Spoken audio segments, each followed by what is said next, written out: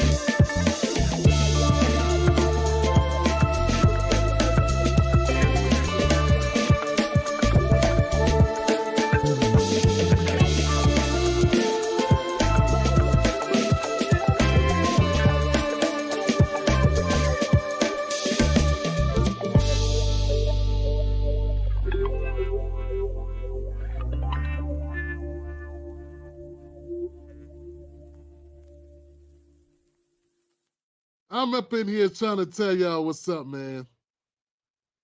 Get off the screen, people. All right. Welcome, everybody, to the Tim Black Show. I'm your host, Tim Black. What is the goings-ons? How are you? How are you? How are you? How are you?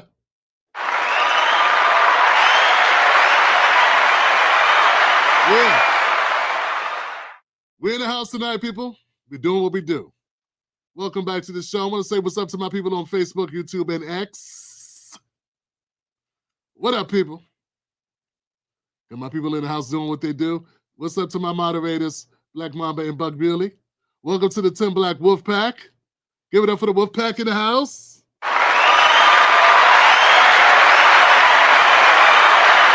Crazy kids. And I also want to give it up to all the people, the VIPs, all across Patreon, Facebook, and YouTube.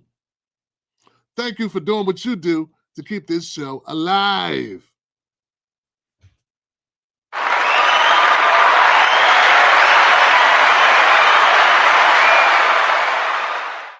Man, I had a good time yesterday. Thank you for all the people that contacted me and told me how amazing the show was yesterday. I agree with you. It was amazing. It was something special. Damn.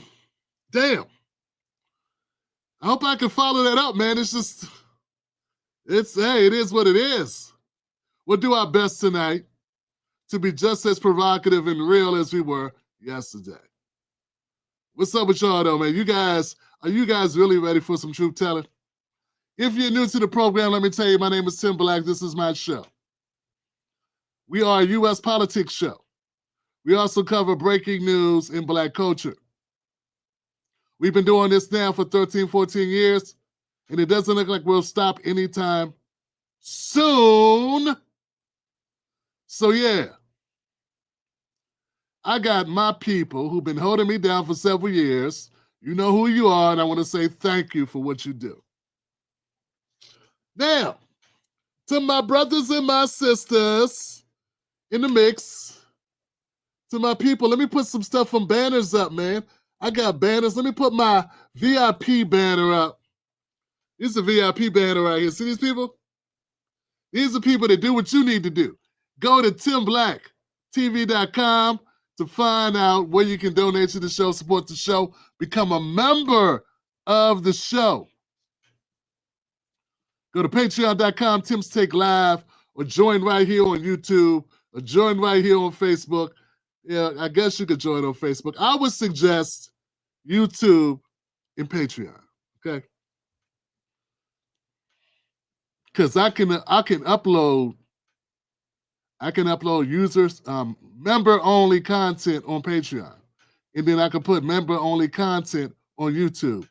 I don't know how to do that on Facebook. So it'll be hard if you join on Facebook.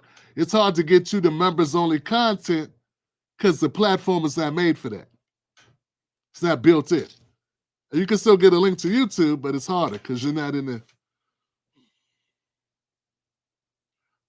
I only got like 20 people on Facebook that's watching the show. How many people on Facebook watch the show? About 10 people. I got almost 150,000 people on Facebook that like my Facebook page. But man, Facebook algorithm was like, get out of here.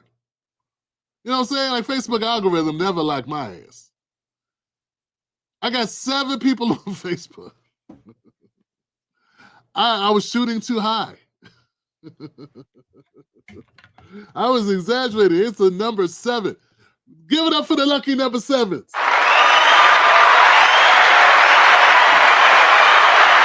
It looks good on you. My people, my people, my people. Now, remember, guys, I still got my free ebooks.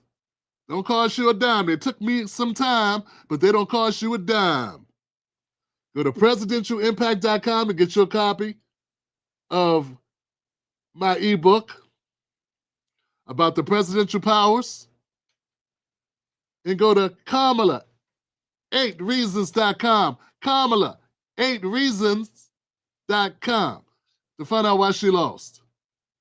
And I want you to know I wrote that before she lost.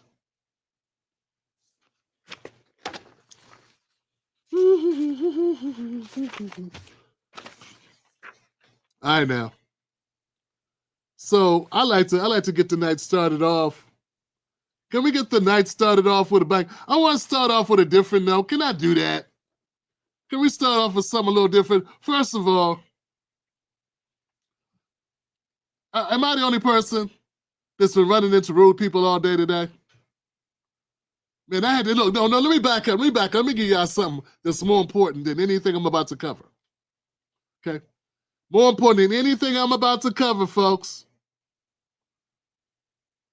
And I'm about to cover some serious stuff. But today I went to the doctor and got my blood work done.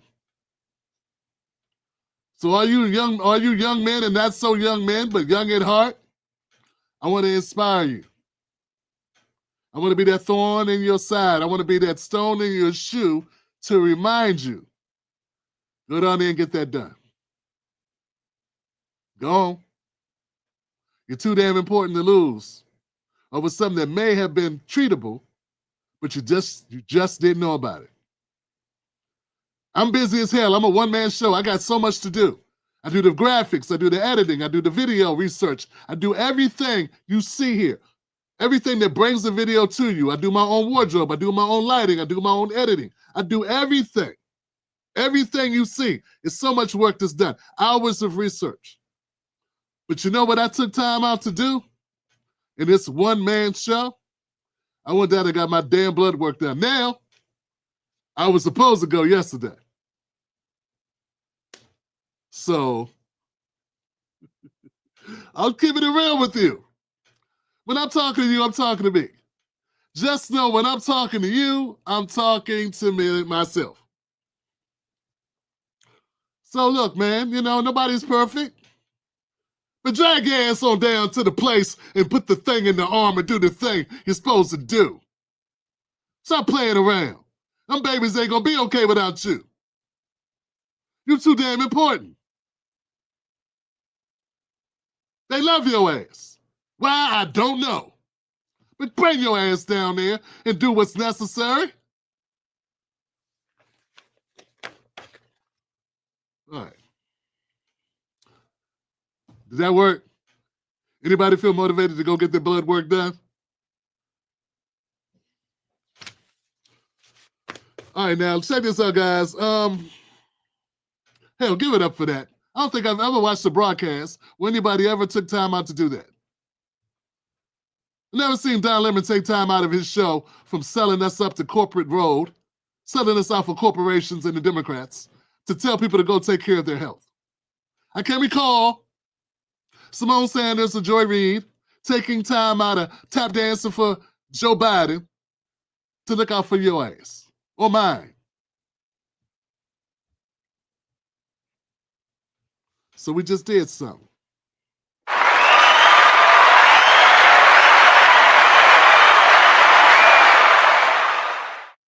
All right, let's keep going, guys. Now I want to start the note. I want to switch gears. I saw this clip on TikTok and I said, damn, this is interesting. And this is how I need to react. This is how we all can react.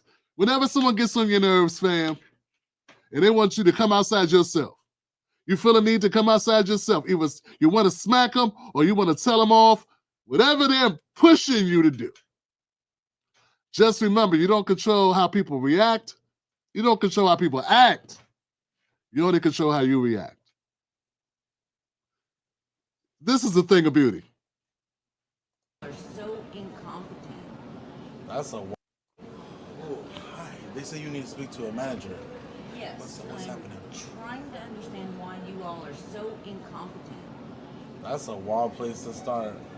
Nah, that is a... why don't we start... A wild place to start is my lunch not being correct. Okay, that's good. There are far worse things. What? Okay, so let me know... tell me the lore of where we went wrong, because it feels like... I feel like we ruined your whole life. What happened? Let me know what happened. Yeah, and I feel like you're just being like a smart aleck. What are you doing? She's pulling out the phone. Oh, I love this song. Dude, record me. What do you want me to say in your video? Is it going to go viral? I can't wait. What should I say? No, we corporate refuse to number. serve you corporate. Yes. This is ours. How's that? Franchise. Oh, franchise? This is ours. Oh my God. This is ours. I designed the logo. I don't even know how you're in business. Because it tastes good. But you don't get the order. Because Right. what did you get? How do we do it wrong? I ordered cheese fries, not ranch fries. So you got cheese and ranch? No, I got no cheese. What did the authorities say? Give it up for that, y'all.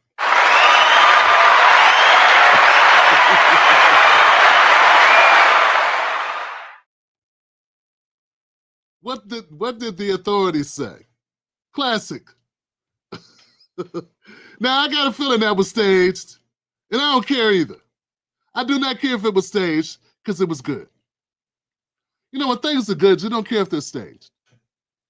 As long as they got a good story to them and they can take you to a place and maybe learn a thing or make you giggle. I don't think I'm supposed to say giggle. Well, the Mattapony brothers down there in Bladensburg would be like, what's Tim? Super Tim. Tim, what's up, man? T. My former rapping partner, Wicked Will, would be like, T double. T. Giggle. Giggle, man. So if something makes you laugh, you know, we'll give it a pass. You know what I'm saying? So what I'm saying is like, sort of like the Democratic Party. I'd give them a pass if they made me giggle. Now, if the Democratic Party, most of what they do is staged. But after the staging is done, I'm not laughing. I'm not learning anything except them some phony mofos. Yeah, I'm not walking away with anything.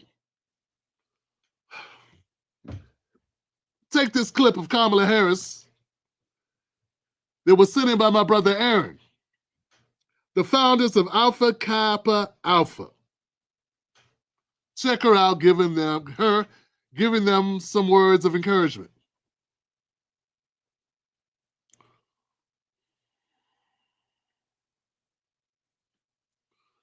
Where the hell is it at? Where's that? Oh, here we go.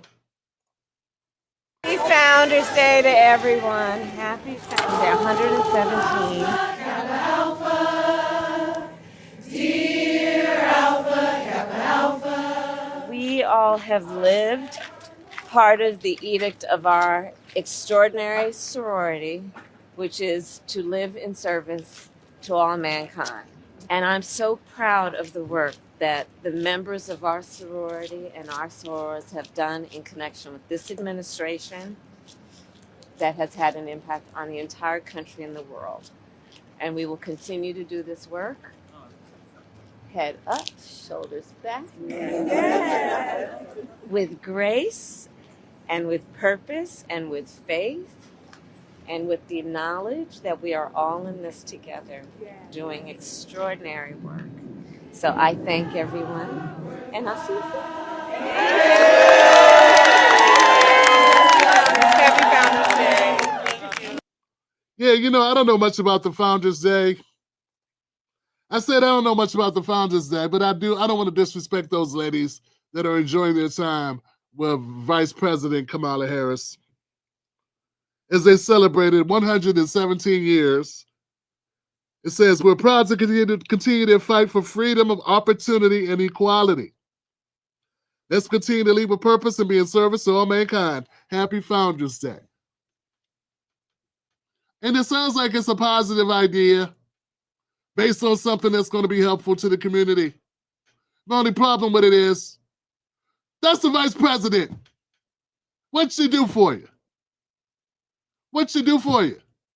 I mean, you could go get a inspirational speaker for a couple $100. What did she actually get done for you while in office? Probably gave to the sorority, huh? With our money. Well, not my money. Ain't no way I'm donating to her campaign, but I'm saying. And I'm saying, what's she really doing? That's my thing with the people that are so supportive of Kamala Harris. What do you have to show for all that support? She wasn't promising nothing and she didn't deliver anything. And when you try to hold her accountable, it's called sexism, racism, or something. I don't understand. I don't get it. What good is having somebody in a high place if they don't do anything for you out here in that high place and they're talking about how we need to have grace, back arched and something looking at the sky? That just sounds like a person with a whole bunch of personality, a whole bunch of self-esteem, and nothing to show for it. We are what we accomplish. We are what we accomplish in these positions.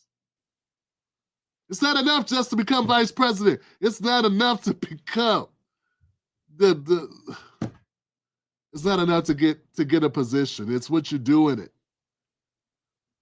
To run is not enough. This is not 1942. Okay? Black people need more than to see other black people get money or get a job. A lot of people got jobs. That's all it is. See one person get a job and we say, we have arrived. We done did something.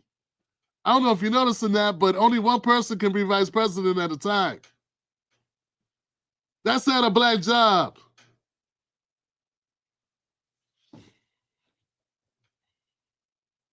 I just don't understand what people are thinking, man. I don't get it. I guess I will always be one of those people who doesn't get it. You know? I don't get the allure, the attraction to Kamala Harris. I don't get it. I never understood what was so great about Joe Biden either. People that love him must have ignored his record. They love the story surrounding him. And then they got nerve to talk about other people like Republicans. I really don't see the difference. He lost people in his life. Yeah, me too. But I can tell you this, if I was in a position of power, they'd have to carry me out before I leave doing nothing, really, for black people. So anyway, here we go. A friend of the show sent this story in, and I thought it was very interesting. You know, on the backdrop of Luigi Mangione, Mangione, the guy who's charged with shooting the United Healthcare worker, CEO, that guy who was in charge of all those people who got their coverage denied, that guy. Well, this was sort of like the email that I was sent about this story was like, hey, there's more injustice, and where's Luigi? I thought that was funny. And based on that, I guess I can't say who it was. But you know who sent it. All right, so here goes a clip of something else you may not have known that should also get you very upset. Capital One. At performance savings account. Now, the new federal lawsuit that accuses Capital One of deliberately underpaying interest to millions of customers. Our chief business correspondent, Rebecca Jarvis, is here. Got those details? Good morning. Absolutely. Good morning, Robin. Guys, nice to see you. And you probably know their ad campaign that ends with the question, what's in your wallet? Well, the government says millions of Capital One customers should have a lot more in their wallets. The Consumer Federal Protection Bureau alleges Capital One cheated its customers out of more than $2 billion in interest by creating two nearly identically named savings accounts, 360 Savings and 360 Performance Savings. The difference, that Performance Savings account offered interest rates 14 times higher than the other one. The government accuses Capital One of misleading customers about the higher interest performance account and even banning employees from telling existing customers about it. So they could have switched and made more interest. They didn't tell them, according to the government. And according to the government, they also, Capital One, misled customers about about having one of the highest interest rates. Yes, the advertising is what the government is focusing on here. And the government, Robin, alleges that Capital One advertised that 360 savings account as having one of the nation's best and highest interest rates. Meantime, the bank actually froze the rate on those accounts. Capital One is vigorously denying the allegations. They say the government is following a recent pattern of filing 11th-hour lawsuits ahead of a change in administration. The bank also says it marketed the 360 performance savings product widely, including on national television. The feds are requesting a jury trial here, and Capital One says it will vigorously defend itself in court. A lot of people are going to be looking at their account very closely. Absolutely, yes. All right, Becca. Man, they got to look into that. Look into that pronto. Everybody go check your statements. Go see what kind of Capital One savings account you had. That's some dirty dog stuff, ain't it? Black America, we don't have the money for this. I got white people watching going, I ain't got the money for it even to black. That is some dirty business. Now, I guess if you didn't have any money in your savings account, it really wouldn't hurt you. But it's just the fact that they got away with doing that. Now, of course, it's allegedly, right? It's alleged. They say, we didn't do that. Why would you have two identical accounts with one with high performance, one with just regular savings? And why would you say one gave such a high interest rate, the highest, when you know that's not true? Yeah, you know, sometimes people say stuff like, we got the best pizza in town. We know that's subjective, right? We know that's subjective. We know it depends on what kind of pizza you like, you know? So we don't hold them to their word. But the pizza better be damn good when we try it, though. I know that. But will it be the best? It depends on your taste buds. But when you say this is the lowest price you'll get in town, or actually interest rates change. So that's a little different. Guess prices do too. But if you say that, and people see you as an authority and trustworthy, they could do business with you based on that. Yeah, that could influence a business decision. And then to find out they didn't, not only did they not, they knew they had higher interest rates that they were offering. They just weren't telling you about it. Then they told employees not to tell customers about their own products. I can see if you don't tell them about what what the business across the street's doing. I don't expect you to shoot yourself in the foot, but it's your product. You know, as angry as I am about this, I realize I have reasons to be angry all the time. You know, people always say, Tim Black, if you ever don't like your phone bill or your insurance bill, your insurance rate, your car insurance rate, you can call up and be like, yo, I need a deduction. I need a reduction. This bill's too high. And somehow magically, they'll find a way to lower your bill to keep you as a customer. Here's the thing. Get where I'm going? If they could have lowered your bill, brother, sister, why didn't they just lower your bill? See what I'm saying? So this lawsuit, I support it. Don't get me wrong. I support it. But there is a lot of trickery, chicanery, foolery, deceit, and scumbag activity going on all the time. Anyway, all right, I'm glad you sent that out. Thank you. Thank you so much.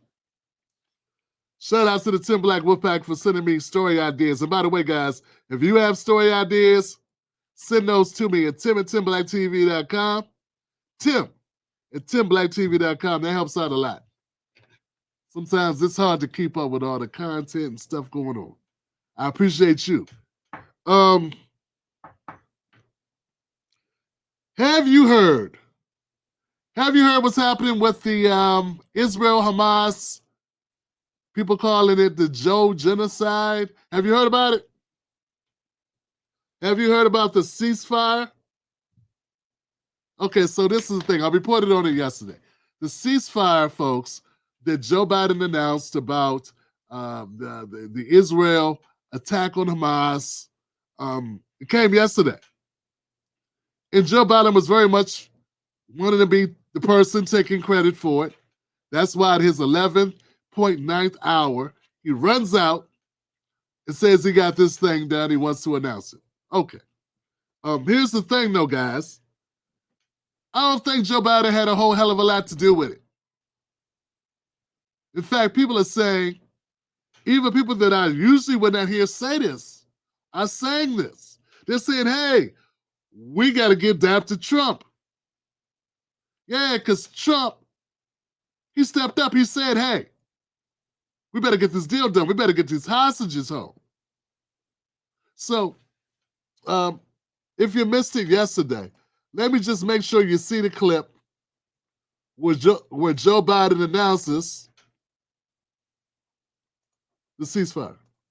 Secretary of State, let's listen. Good afternoon.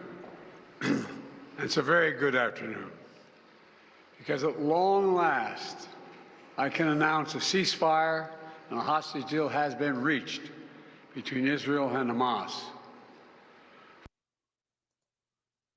And then, a few moments later,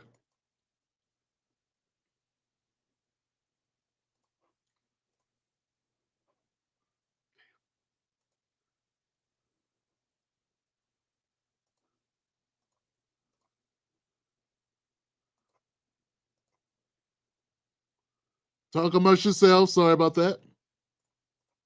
Credit for this, Mr. President, you or Trump? Thank you. Books credit for this, Mr. President, you or Trump? Is that a joke? Oh. Look at the faces here. Who gets credit for this? You or Trump? You see Biden's face? Is that a joke? Look at Kamala or Kamala. Guess it doesn't matter now, does it? Just call her that lady from California. But hey, check it out. Look at the face of arrogance and the face of, I don't know, pompous. They think they're big shit. Yeah, let's call it what it is. They think they're big shit, y'all. Look at them. Gloating. Like she done did something. Okay, so here's the thing. So keep that in your head. Let's keep that in mind as we move through the rest of the story. So turns out, it turns out that Trump, he talked about this. He talked about Israel and Hamas. And as I was trying to tell some friends of mine, I was like, Trump got this done. He had a huge influence on this. And they were looking at me like, what? What? I was like, yeah, he had a huge influence on this. I said, Trump put it out there. You better get this done. And they didn't believe me. They thought I was being exaggerative. Is that a word? They thought I was being, putting extra sauce on it. They didn't think that I was telling it square. Because I can't stand the Democrats. Nah, man, I was telling the truth. So here goes the clip where Trump spoke about Israel and Hamas. Tomorrow night. Are you confident there'll be a deal before January 20th, or is that something that's likely to happen? If there's a deal even at all, and we've been hearing this now for the better part of. I know. I would say. They better be. Right. I would say that the president is exasperated. I don't want to talk for him, but look, I don't know anyone who delegates better than President Trump. He gives us a lot of authority to speak on his behalf. And he exhorts us to speak emphatically, and emphatically means you better get it. You better do this, because the alternative. Do you think they're waiting for President Trump to take office? No, I think they heard him loud and clear. Better get done by the inaugural. But when you say all hell will be paid, that all hell must be paid if they don't release the hostages. Well, do I have to define it for you? Look, all hell will break out. If those hostages aren't back, I don't want to hurt your negotiation. If they're not back by the time I get into office, all hell will break out in the Middle East. And it will not be good for Hamas, and it will not be good, frankly, for anyone. All hell will break out. I don't have to say anymore, but that's what it is. And they should have given them back a long time. They should have never taken them.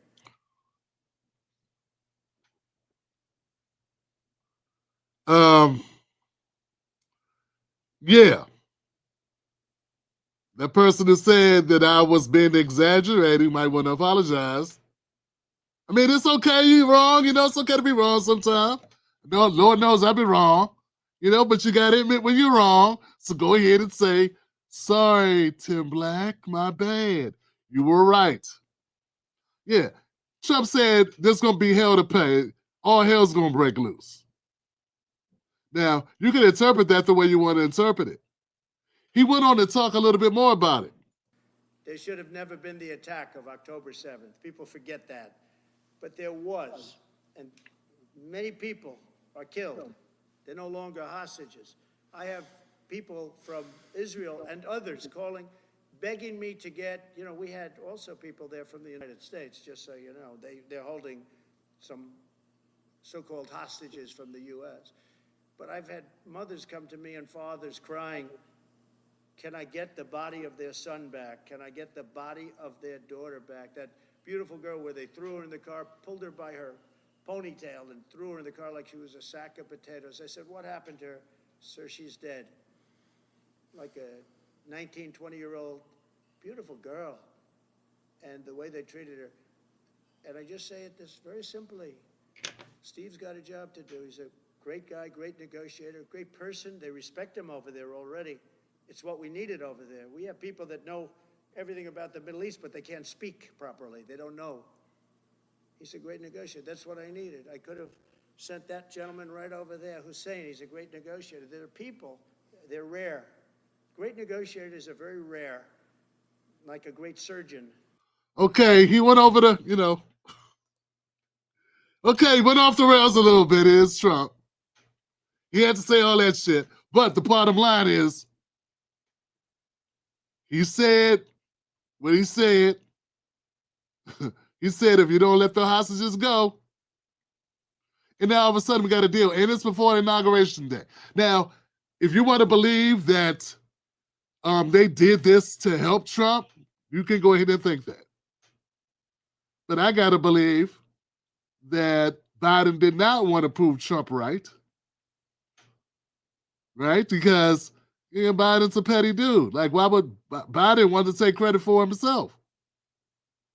Well, if he wanted to take credit for it, if he wasn't willing to bring the people home. Here's my thing, and this is what I said yesterday. I'm a double all the way down on it.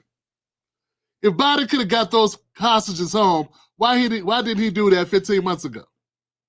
Why didn't he do it 14 months ago or a year ago? I don't know, 100,000 babies ago. Why didn't he do it then? Why is he waiting to the last minute? If it could have got done yesterday, as far as an agreement, why wasn't there an agreement 6 months ago or a year ago? So which leads me to believe that this was done in part due to Donald Trump's letting them know you don't want to see this. Now, I'm not saying you got to go buy a MAGA hat. I haven't. But I say you got to respect the game. You got to respect the game, right? It is what it is. I know that those people whose loved ones are held hostage, they could give a damn about the politics. They just want their family back. So let's just focus on that part of it. The same people that say we should not focus on the response level, lack of response, ineffective response, lack of preparedness in the LA wildfires. They don't want to talk about this. They don't want to talk about the lack of preparedness, ineffectiveness of Joe Biden when it comes to this hostage negotiation. What's that hostage negotiation that puts out that great work?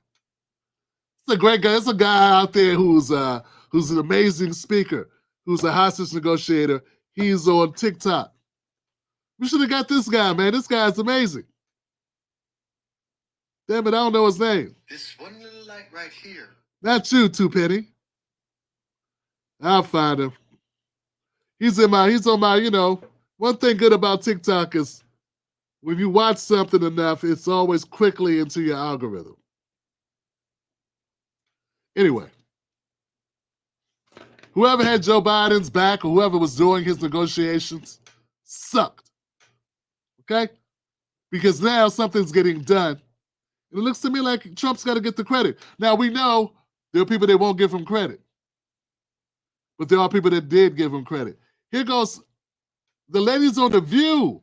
One of the ladies on The View said, hey, if Trump can do this, you got to give him credit.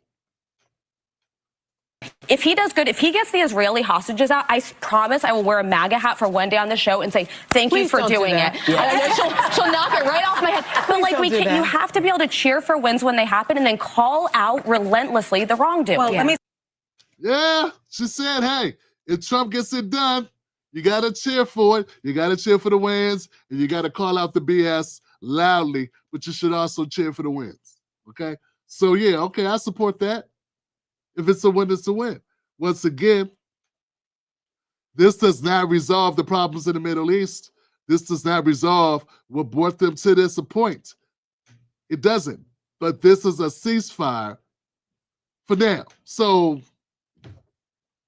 you know, I don't know if I live long enough to see an actual peace in the Middle East. But I'd like to see less death, if possible. Oh my God, what were all the people that were making all the money off the Palestinians as they virtual signal all across social media? What will they do? What are y'all going to champion for next? Black people? You guys now go to the Congo, right? And start tweeting and posting and do follow-up after follow-up, bring people on, debate, get into arguments over the Congo, what's going over there, right? That's next. Now that this one's kind of resolved to a point where there's less death and carnage, now you're going to move to an African country, right? Sudan, Congo, one of those, right? Right? Isn't that what you're going to do? Because you really give a shit, right? You really care, right? This wasn't just views and, you really want to save the world. You're really trying to save lives, right? You know what you told me, you goofy? We're trying to save lives, and Tim's worried about views. So now you're going to talk about Sudan and the Congo, right? More than just one day, you're going to keep talking about it. I don't cover international politics for the most part. I do breaking news. It's not my forte. I can't be great at everything. But to those people that were talking endlessly about the Palestinians, virtual signaling out their ass, doing everything, I'm so quick, talking, so much to say. You was picking up checks, weren't you? You really don't want to make me an enemy. Why you want me to be an enemy? I'm gonna say it. I'm gonna talk. You know I'm gonna talk. I know you be up at night praying Tim Black stay small, because the bigger I get, the louder I get, the more damage I do to liars like you. At the end of the day, folks, they will not champion for Black people or for Africans. They won't. It's written down somewhere. Oh, here it goes. The Blacks don't matter. Neither do the Africans. That's what's written down, man, and that's the rules that they play by. All right, what the hell? What the hell, Johnson? Give a like for that if you thought that made any sense. I know it's tough. I know I'm a tough guy. Gosh, it's gonna be tough seeing Kamala leave. How will we ever survive it? Of running into people all over our country who thank me. I am fully aware that I am the public face of a lot of our work, and so I have the benefit of running into people all over our country who thank me.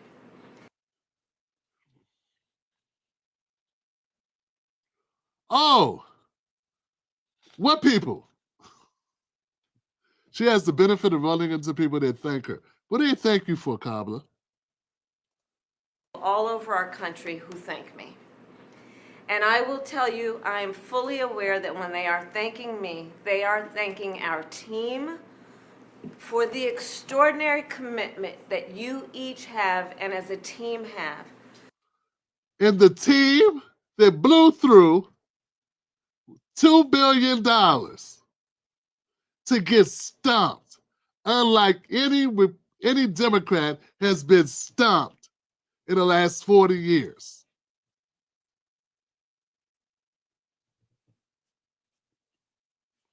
Jazz hands, stumped. Stumped. Yo, man, it's got to be something to say, man, about wasting all that money, man. Jesus Christ, man. To lifting up the American people, lifting up their condition, lifting up their hopes and dreams, and understanding through it all the nobility of public service. Woo! Nobility of public service. Give me a break.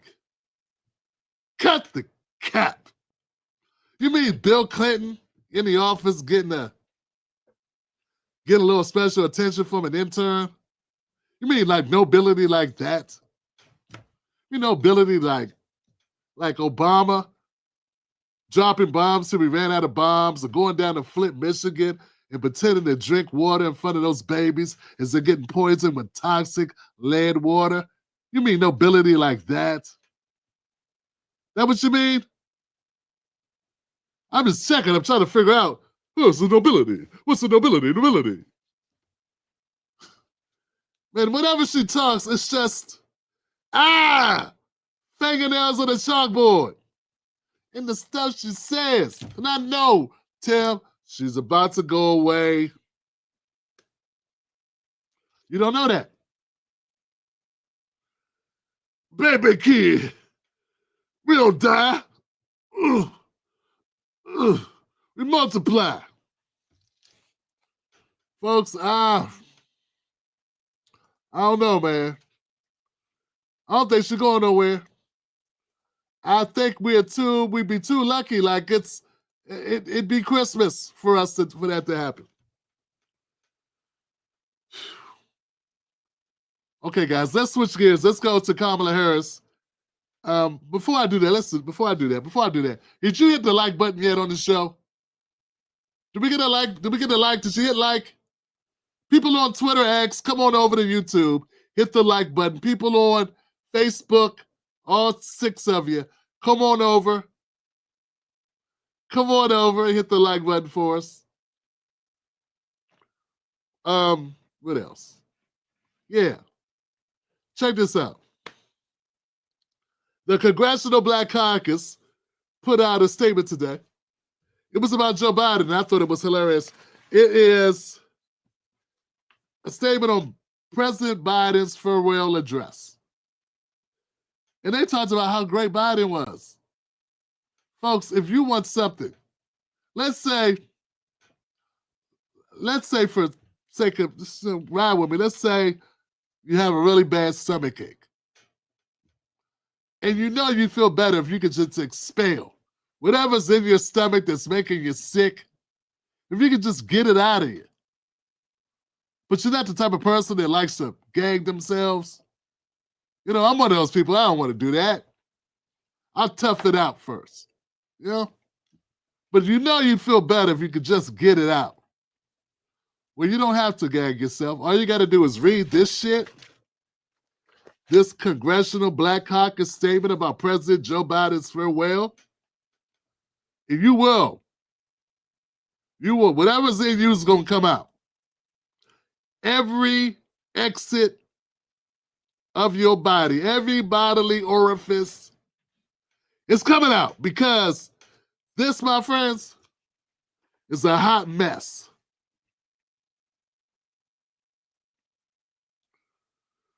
They thanked him for stuff he didn't do. They talked about he brought all these jobs. I mean, it's just lie after stinking lie.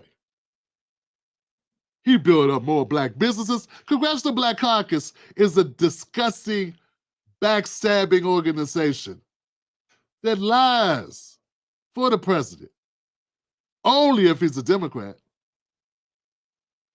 That focuses on everything except the upliftment of black people. I don't even understand why they call it the Black Caucus. Is it because most of them are black? Because they're not caucusing on Black America's behalf. I think they need to change their name. It should be just called a bunch of black people and a couple of people of color that come together to make some money. Caucus. Yeah. Change the name of the Black Caucus to a bunch of people bunch of scumbags that came together, bunch of black scumbags that came together to weasel money out of black people and people of color. Caucus. Because that's really what it is. Maxine Waters is part of it, and so is Jim Clyburn. I rest my case. But this, I won't even read it. I printed it. I don't want to read it. Because you don't want to listen to it. See what I'm saying? I could tell you don't want to hear it. You don't want to hear me read that shit. It's that bad. Next on the itinerary. Kamala Harris went somewhere and started talking, folks. She's talking about the wildfires in LA and all the black people that are impacted by the wildfires. This morning, other than we are. Oh, this is at Reverend Al's. This is at Reverend Al's National Action Network, some event. I don't know what the event is. She never let us down. Beat down? You hear this dude?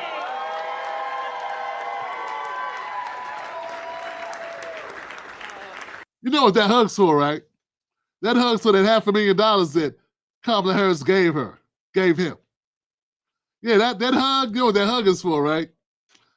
That's for the $500,000 that she gave him. That's what she gave him for all his support on her campaign. I mean, not to him directly, to his organization. Roland got $350,000. I think Oprah got $1 million, and Reverend Al got $500,000. That's what friends are for.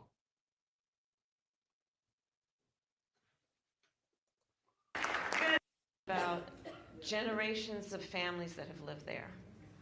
Some of the first, thank you. As you all know, I am a native Californian, born in Oakland, California. But I do want to speak about the California fires. Went to school in Canada, left that part out. Yeah, not college either, like high school or junior high or something like. Anyway, let's keep going. And the devastation that has occurred in Southern California because of these most recent wildfires. Communities like Altadena. You're talking about generations of families that have lived there. Some of the first hardworking black families who were able to buy property in California and then pass down those homes through generations. Many of those families who live in those homes and live intergenerationally within a block of each other, who've lost everything. Okay, so let's go to the part where you talk about, because you're still the vice president, let's go to the part where you say what you're going to do about it. Yeah, let's talk about how you're going to fix it. Let's not talk about the condition. See, I think a lot of people don't understand the game that they play with the Democrats. They talk about the condition that black people are under. They talk about the condition of wealth inequality. They talk about the conditions that plague the poor people, working class people. If you're a white person, they talk about how the money ain't right, how prices are high, how the cost of living's gone up, how people feel frustrated and losing hope in this system, but they don't talk about what they're going to do about it. Let's listen to what the plan is of the vice president. Not somebody off the street. Sometimes I'm doing a show and I'll get a comment like, all you do, Tim Black, is talk about stuff. What you gonna do to fix it? I'm in a basement, fool, with no budget. Haven't been elected to anything. Tell that to her. She's the vice president. I'm trying to pressure her and the government to do right by us. That's what I'm doing. And what you're doing is complaining to a person with an independent show that they should fix America. Meanwhile, you let the officials, the public officials who are paid, who have staff and budgets off the fucking hook. Make that make sense. Make that make sense. It don't make sense. You don't make sense. Let's continue. So I want to speak about them. I know we pray for them. But also, I've been thinking about it also in the context of what I saw when I was in North Carolina, when I talked to families in... Got off that subject immediately. Yeah, let's pray for them. Okay, moving right over here. Let's talk about these other people that we didn't do shit for. Yeah, remember the North Carolina people that was fucked up? I mean, remember the North Carolina people that were struggling here with a national catastrophe? Yeah, those people, oh God, it's so bad for them. I feel bad for them. Let's pray for them too. Georgia, after most recently Hurricane Helene. And so, Nan, as we move forward with this new year, one of the requests that I make of the leaders here is... No! No! No, no, no! What you gonna do about it? What you gonna take Joe in the back, twist his arm, kick him in his one good leg, and say, hey, let's do this now. Whatever it is. This month. See, this is why I have problems. I got a problem, y'all. I have a problem. I know I have a problem, man. I want to say I recognize I have a problem. I'm not delusional. I get it. I say things. I do. I think things and then I say them. The filter is not there. It just goes from here to here. Here to bow, bow, bow, bow. Sometimes it go here, bow, bow. But never here, here, and write down and talk to people. Should I say this? Should I not say this? What do you think I should say? You think it'd be a good idea if I told Kamala Harris to go to hell? I mean, how bad would that hurt my reputation? Would I be able to go on shows that don't let me go on them now? Would I be able to? Would I be able to make an appearance on MSNBC or CNN or News Nation or any of those places? Would I burn bridges? Would I be burning bridges to my career? No! I don't think about any of that stuff. I just say what I think it is. We got Kamala Harris, Vice President Kamala Harris, first female vice president. Oh, everybody claps. Former Attorney General, former Senator. Amazing. Everybody claps. Everyone's proud. Everyone's back is straight as they celebrate this and they have honor and belief and all this other shit. You know what she does? She doesn't talk about what she's doing, what she's going to do, what her and Joe have done, what they're going to do. She talks about the people that are going to be doing things in the future. And we got people that don't see the hustle. You know what? This is the only job you get to do that shit. Yeah, the only job you get to do in this government where people are delusional, where people have drank the Kool-Aid. You have to. Man, do you realize if you were like a coach for a football team or a basketball team or any sporting team, and you came in and you were the coach and you were talking about what the next coach was going to do you realize nobody would let you be, that'd be your last day? You say that shit the last day that you there. You don't be talking about what somebody else should be doing. You are still, the game doesn't, look, the game is still on. We're all living. She's still the president. And, I'm sorry, vice president. And her big idea is let's talk about all the stuff that should happen in the future. By unnamed people that she doesn't know. See, that's the thing about Joe Biden and the Democrats, man. And I'm sure Republicans probably do it too. But we'll see, because they are not in power, are they? When they have the power, all they do is talk about what they'll do, what they could do, if it wasn't for those meddling kids.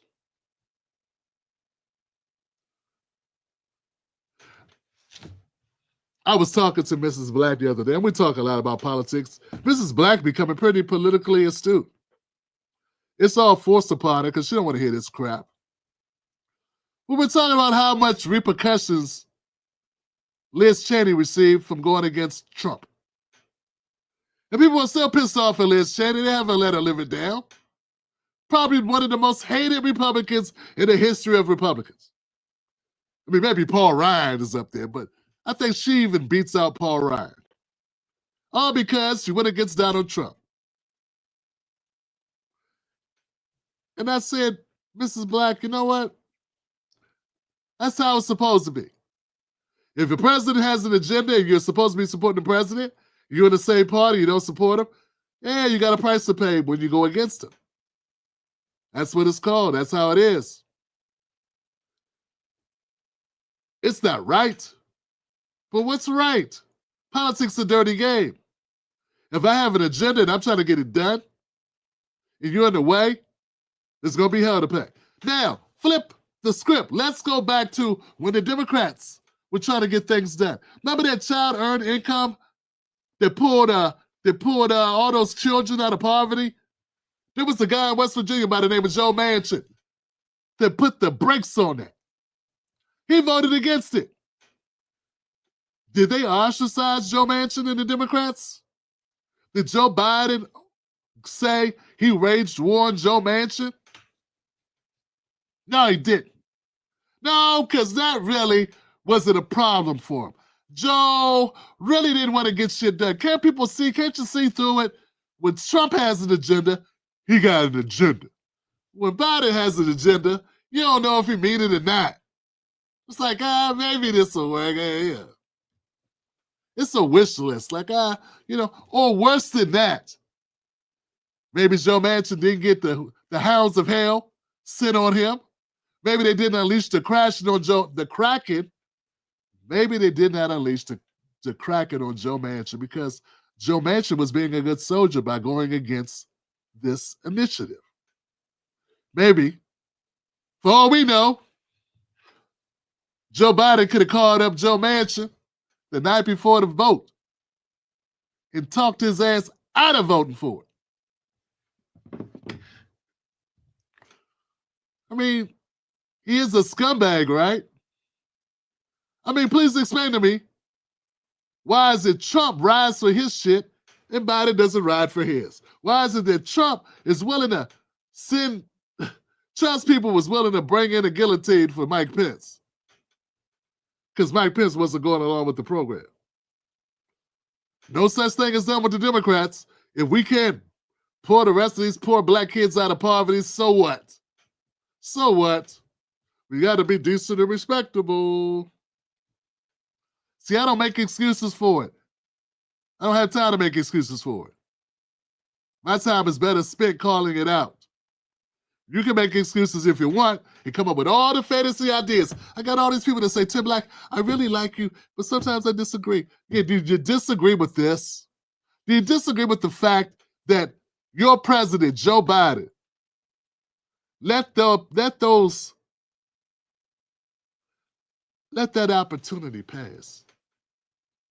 If it would have been me, probably you, you'd have sat out on his front line, had the press there every day, calling him a scumbag and doing everything you could do with your political capital to get his ass out of office because he's in the way. Not Joe Biden.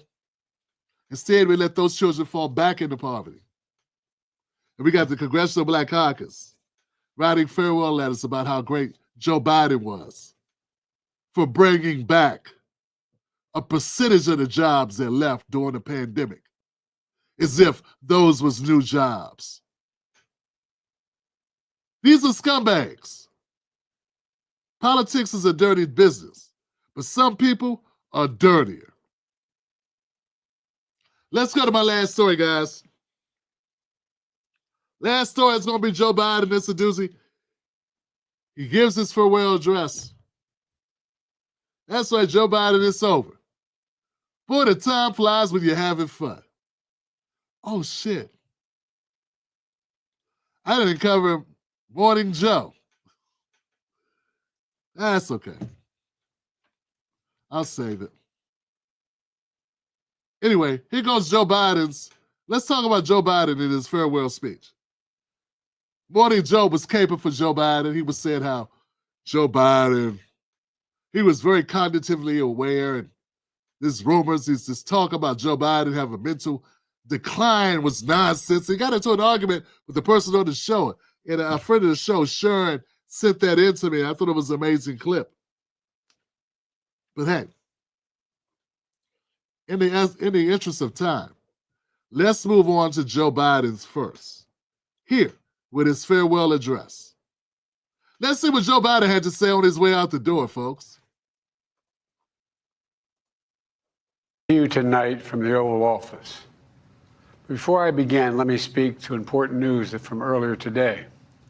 After 8 months of nonstop negotiation, my administration, a ceasefire and a hostage deal has been reached by Israel and Hamas, the elements of which I laid out in great detail in May.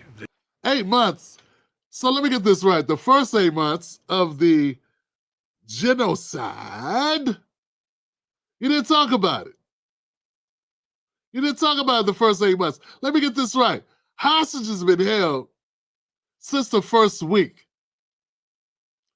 And you started negotiating them to do a ceasefire 8 months ago? I love it, man. I love it. This plan was developed and negotiated by my team and will be largely implemented by the incoming administration. That's why I told my team to keep the incoming administration fully informed, because that's how it should be, working together as Americans. This will be my final address to you from the American people from the Oval Office, from this desk as president.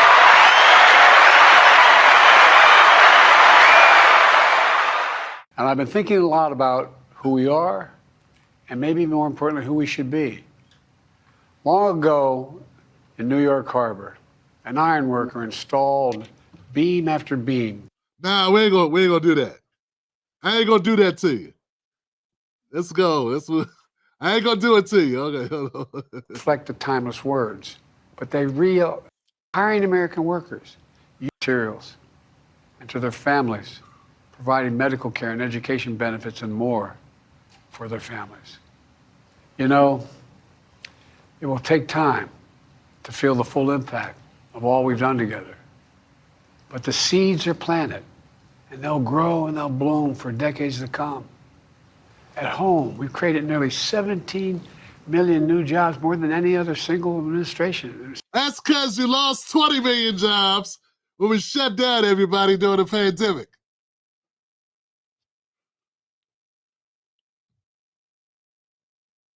Yeah.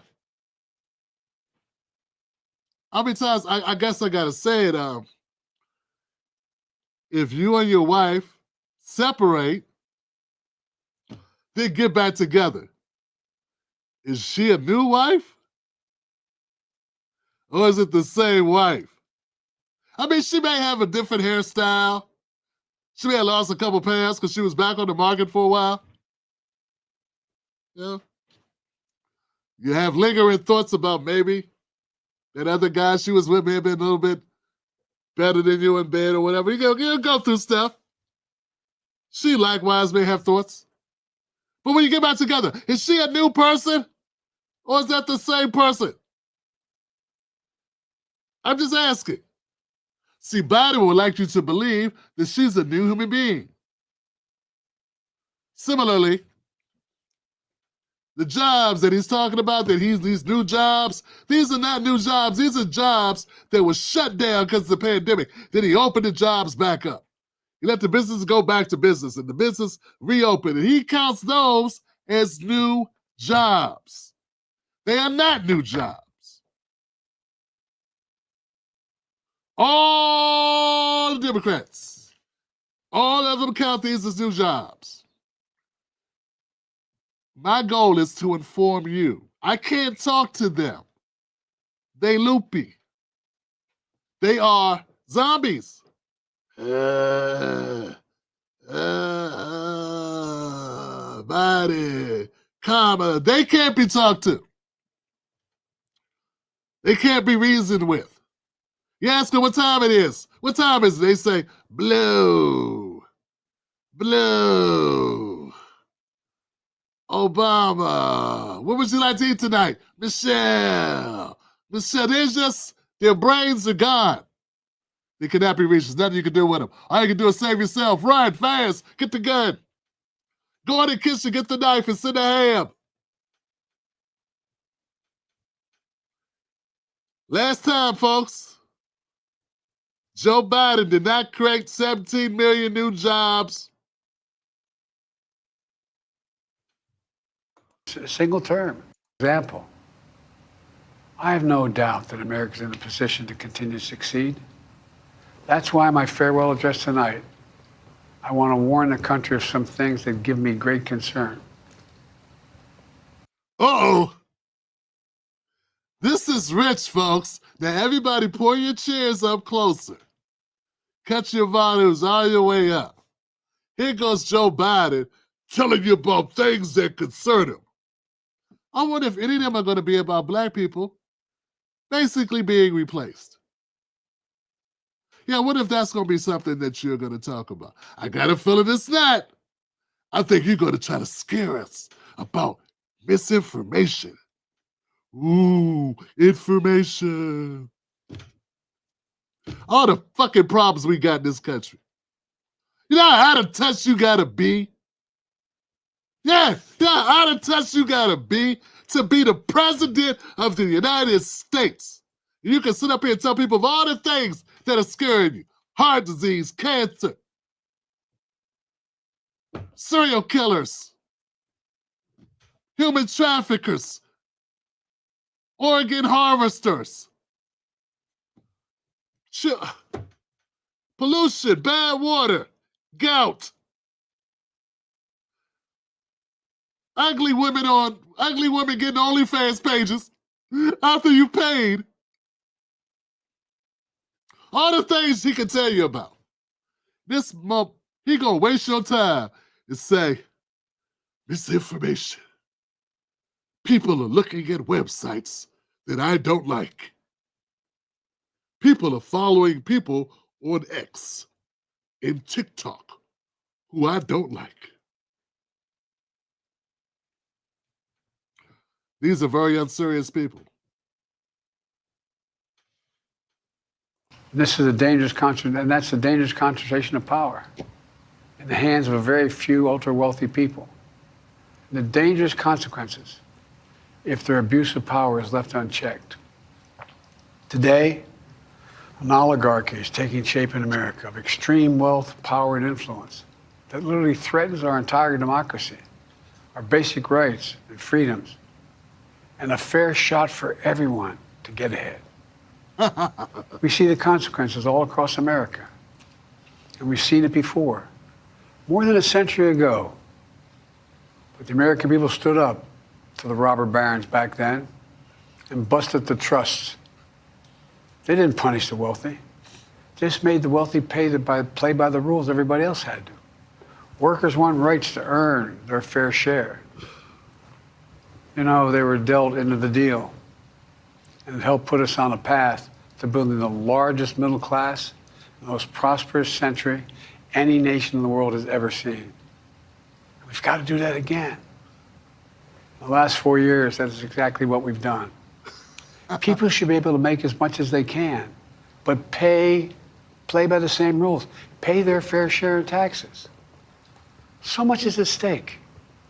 Right now, the existential threat of climate change has... Hey, I just want to stop for a second. This guy said oligarchs. And he's talking about Elon Musk, right? And I want to say this, man, so people know for sure, man. Hey, all this talk about Elon Musk, yes, I get it. He's got a lot of money. He's got more money than anybody's ever had. He's the richest man in the world. Here's another thing. He ain't the only person with a lot of money. And a lot of those other people with money, a lot of billionaires, funded Kamala Harris and Joe Biden. More billionaires funded Joe Biden and Kamala than billionaires funded Trump. And she spent more money than Trump, almost twice as much. But now, since it's another side, since Elon doesn't support Biden, and Elon used to be a Democrat, just like Trump used to be a Democrat. Now it's, the oligarchs. Bernie Sanders has been talking about the oligarchs. He's been talking about the oligarchs since 2016. The oligarchs are coming, the oligarchs, the oligarchs. This is not new shit. This scares you? People with money scare you? You know, this scares you, Biden, because you can't get more of it to put into your offshore accounts with your pipehead son.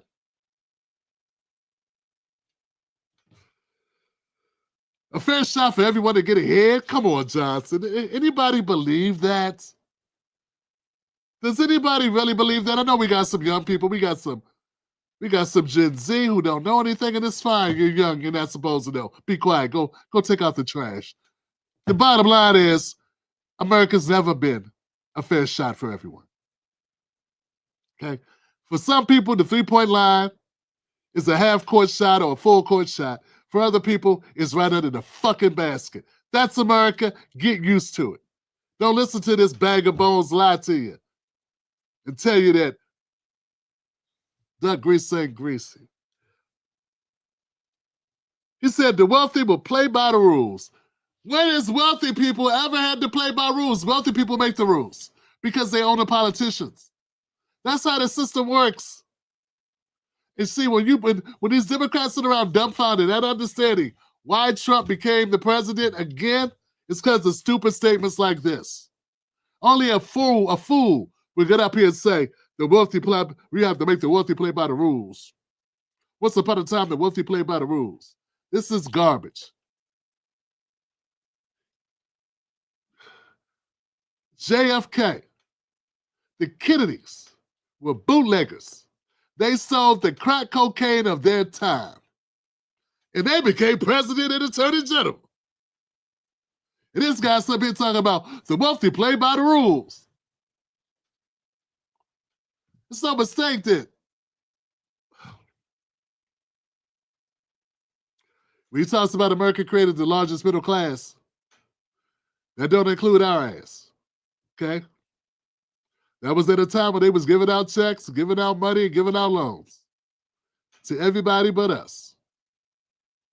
A couple of us got them, but not to the extent that it made us a functional part of the middle class.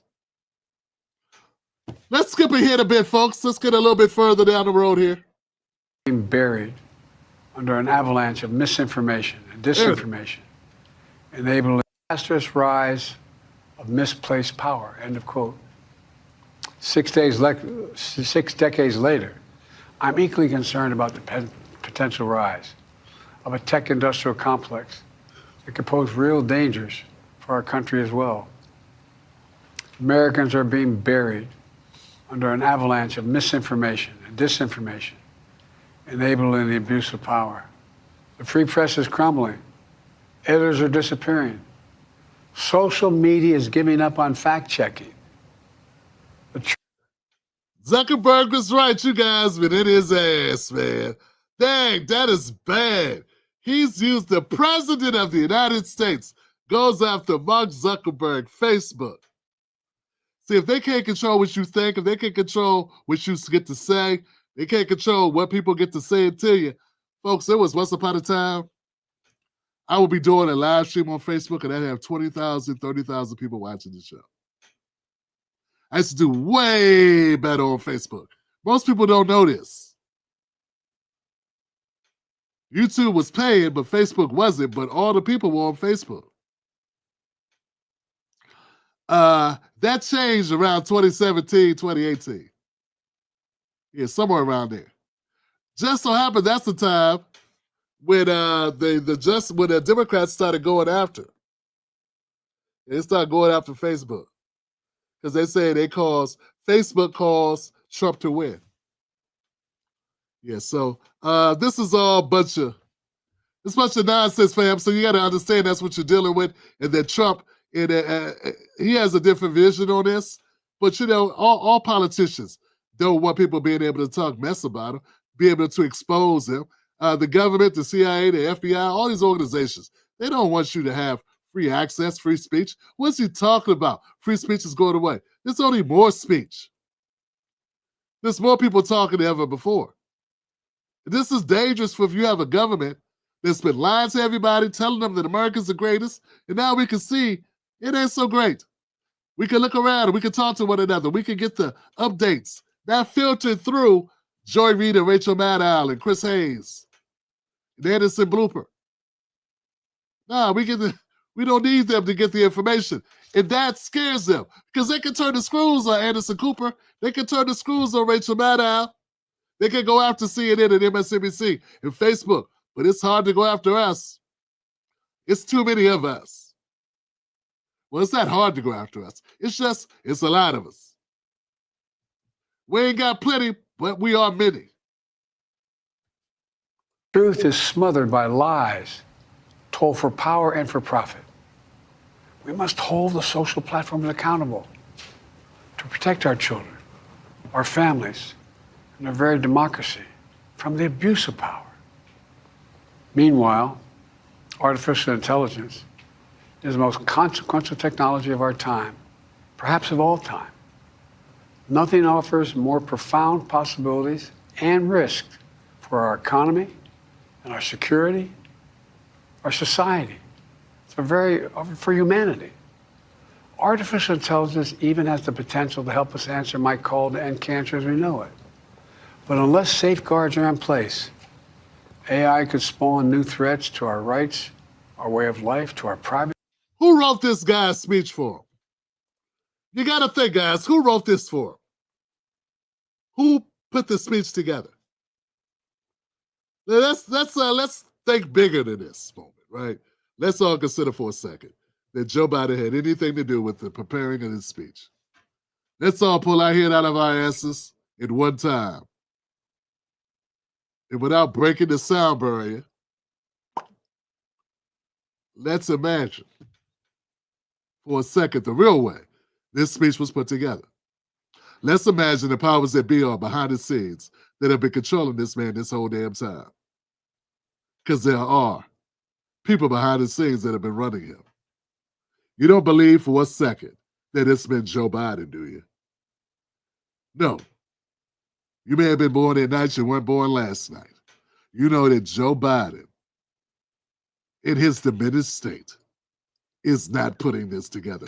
What does Joe Biden know about AI?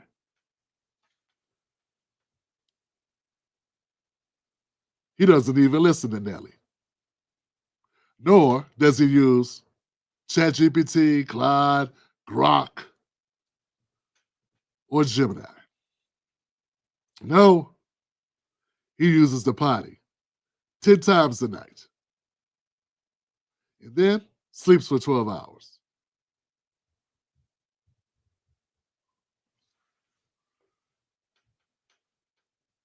The bottom line is that this country's been on auto. It's amazing. You got Joe Biden not liking Elon Musk, not liking his products, and I get it. Elon Musk is arrogant. He does what he wants to do. That's what people with money do. But you got to respect his self-driving cars because, in a way, that's what we've been having.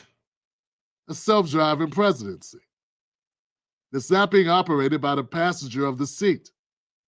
The occupant of the driver's side has not been driving the car. So as upset as Biden sounds about Elon Musk, about these oligarchs, the people that have been controlling this presidency, and I believe almost since day one of his inauguration, I don't think Biden has been doing a damn thing. I think everything's been done by a shadow government. He showed signs of being diminished as early as 2017. We were sounding the alarm. You can find videos of me putting that out there before 2020. It was kind of obvious, and we really were sounding it in 2020. And all these people, they're praising him. They said the great Joe Biden at the end of the day. Joe Biden, they say, was a patriot and he went down as a hero because he sacrificed for the country. This arrogant, self-serving, bigoted, racist doofus. greedy bastard. He not only didn't step down, he tried to be in power another 4 years. Think of the audacity of that. To be incompetent, almost since the word go of your presidency, and not step down, had to be threatened with people coming and running up to you. Hey Joe, how are you doing, guy? How's it going? We need to talk to you over here. And 4 guys grab him, throw him in a shirt with long arms, the tie in the back. That's how bad Joe's been. Do you understand what I'm saying? That guy wanted another 4 years. And he only endorsed Kamala Harris to kick dirt at Obama, because Obama and Nancy didn't want Kamala. Okay? So anyway, I hope this is the last time we got to hear from Biden. That's it. Now I want to see him wave and go get on that plane and go bye-bye. Just like his brain did long ago. All right, folks, my name is Tim Black. You're tuned into the Tim Black Show. To contact me, go to tim@timblacktv.com. Become a member of the Tim Black Show here or on Patreon. Patreon.com, Tim's Take Live. I got nothing but love for you. Let's go to the comments. What a night. What a day. Black Mama's in the house. And, of course, Megs as well. Thank you both for supporting the Tim Black Show. You are the bomb.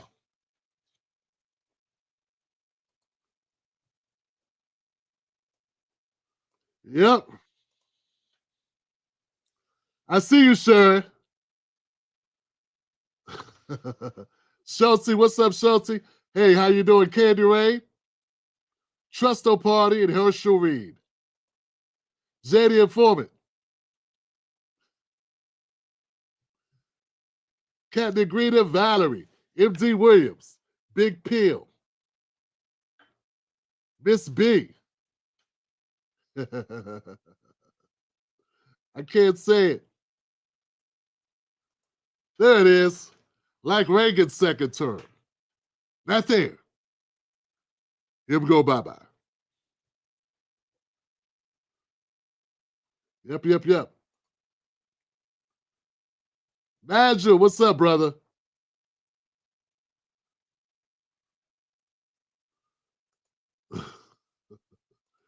Yeah. Super sticker for my brother Trusto Party. Revelator. 4 more days. Damn, 4 more days, man. That's crazy. One step closer to people fully waking up, I hope.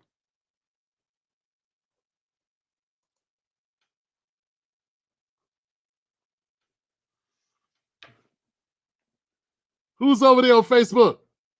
Who's there on X? Anybody left on X? What's my X people up to? Let me shout out somebody on X.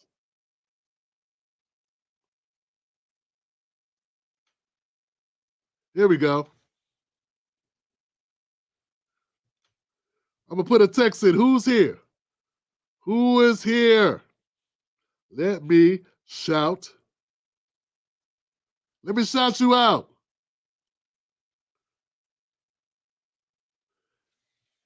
Yeah, we're over here on the X platform as well with our people here. I guess I got to start having a Twitter space. Crispy Hair Boy. Crispy Hair Boy is on X. Who we got on Facebook? We got Terry Cook and Sherelle Williams. And Jerry Ann Sikari. Bobby Mitchell, BC Burry. Marvin Culpepper. I got some friends who lived in Culpeper, Virginia. Miguel Lopez, Susan Shield, Jennifer Lee Peterson. I want to give a big shout out to my people on Facebook.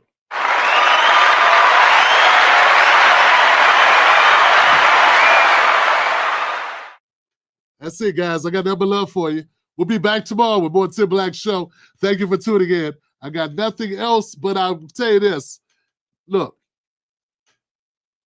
we're almost at the end of this thing with Joe Biden. The important thing to remember is you didn't lose anything. I'm Tim. I'll catch you on the next one. And as always, don't let anybody take your cornbread. And as I always say, where are my ladies? Where's my outro?